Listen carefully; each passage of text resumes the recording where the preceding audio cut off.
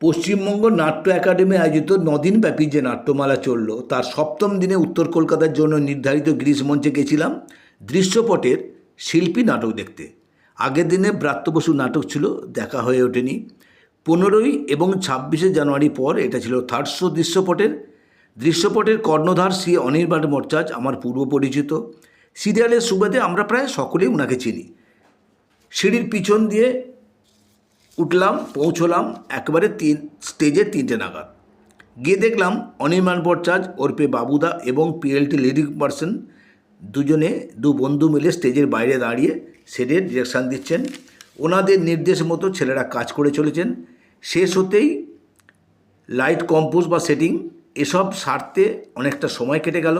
যেহেতু অনেক বড় স্টেজ, তাই একবার শিল্পীদের স্টেজে দাঁড় করিয়ে লাইট মার্কিং সারলেন।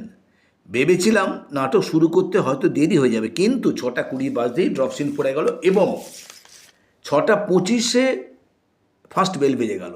যথারীতি শুরু হলো 6:30টায়। চরিত্র অনুযায়ী প্রায় সকল পুরুষকেই গামছা গায়ে বা আলগা গায়ে অভিনয় করতে হলো এবং মহিলাদের ব্লাউজ ছাড়া। যিনি নাটক লিখেছিলেন তিনিও কিন্তু অভিনয় করলেন। নাটক শেষ হতেই পরিচয় পর্ব শুরু হলো। ঠিক শেষের দিকে যখন তানিয়া পাত্র নামটা অ্যানাউন্স হলো, তখন পুনা থেকে আসা আমার দাদা বৌদি অবাক হয়ে গেলেন। দর্শক আসনে বসেছিলেন। এতক্ষণ বুঝতে পারেননি আমাদেরই বাড়ির মেয়ে বয়স্ক বিধবা মাসির চরিত্রে অভিনয় করলো। সঙ্গে সঙ্গে এগিয়ে এসে দেখা করলেন।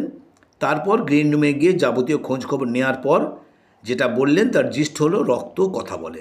অর্থাৎ আমার বাবা ছন্দা চ্যাটার্জির স্বামীর গ্রুপে অভিনয় করতেন, পরিচালনাও কিছু করেছেন। আমরা কেউই ওনার ধারাটা ধরে রাখতে পারিনি, কিন্তু ওনার নাতনি অর্থাৎ আমার মেয়ে তানিয়া সেটা করলো। হয়তো দাদা বৌদি সেটাই আমাদের অন্যভাবে বোঝাতে চাইলেন বা বললেন। তানিয়ার অভিনয় সকলেরই ভালো লেগেছে, দাদা বৌদিরও তাই। ওনারা খুবই খুশি এবং গর্বিত সেটাই বললেন। এবং শুধু তাই নয়, আমি তানিয়ার বাবা হিসেবে ওখানে শিল্পীদের কাছে অনেক সমাদর, অনেক শ্রদ্ধা পেয়েছি।